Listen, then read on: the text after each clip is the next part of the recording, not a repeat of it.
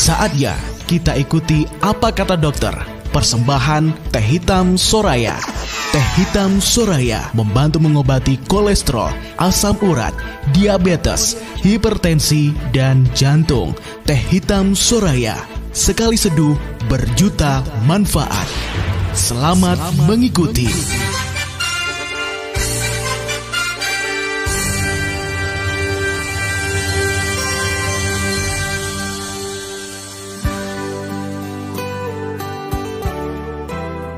Ya, kembali lagi di program Kata Dokter bersama dengan Dokter Niam ya, bersama dengan Teh Hitam Soraya yang bisa membantu menyembuhkan penyakit kolesterol, asam urat, diabetes, hipertensi, dan juga jantung.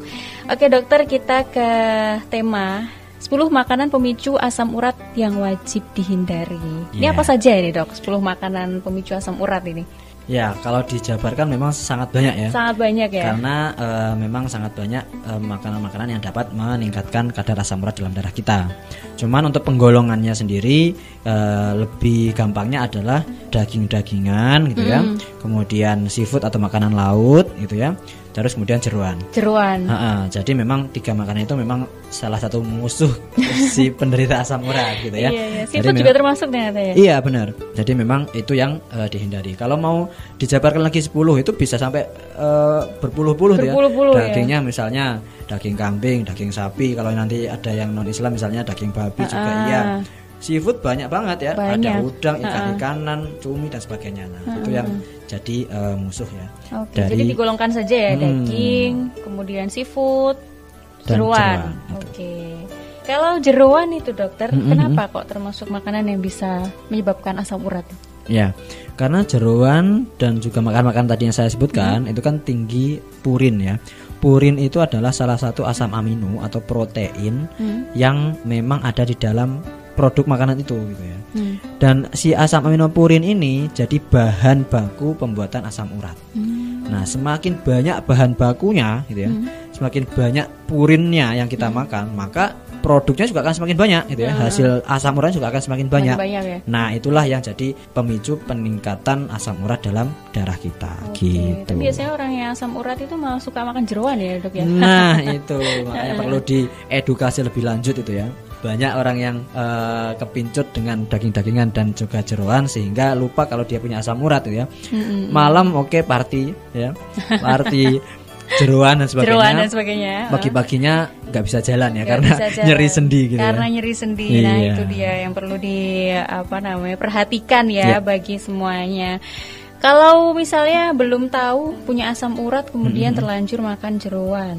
Nah, memang kita perlu lebih hati-hati ya. Misalnya tidak tahu kita punya asam urat kemudian makan jeroan itu ya. Dengan makan jeroan apakah ada tanda-tanda nyeri sendi yang kita rasakan sehari setelahnya atau 2 hari setelahnya?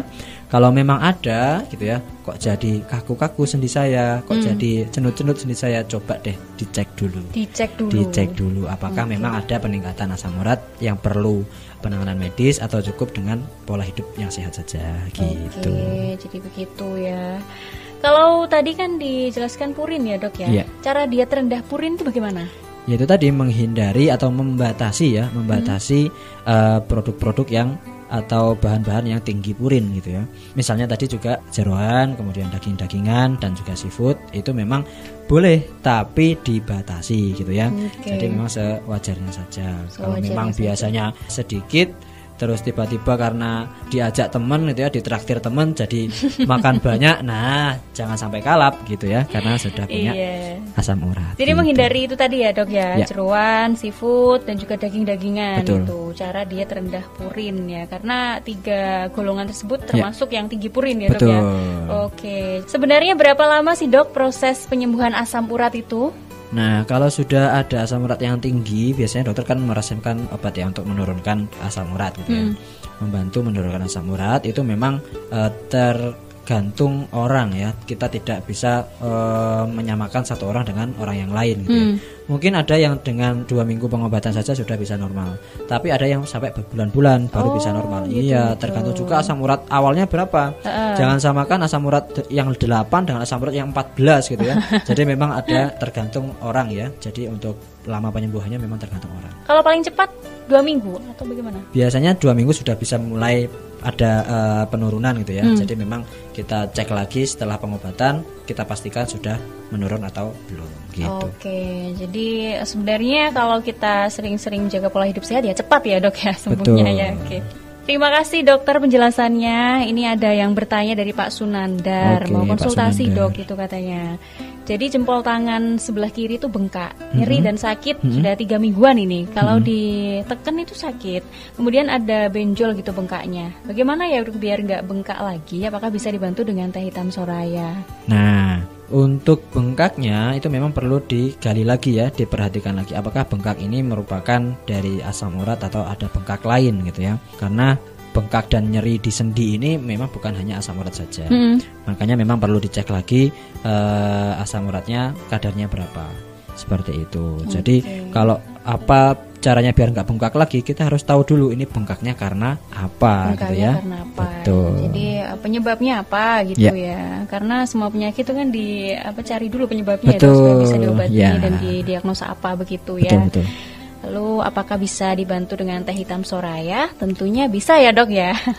Karena teh hitam soraya ini sudah BPOM dan terbuat dari daun teh pilihan yang berasal dari pegunungan Indonesia ya. Jadi untuk Anda yang punya keluhan asam urat, ini Anda bisa dapatkan teh hitam soraya di radio kesayangan Anda dan juga di apotek-apotek terdekat.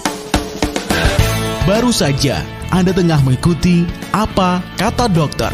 Persembahan teh hitam soraya bermanfaat untuk mengobati kolesterol, asam urat, diabetes, hipertensi, dan jantung.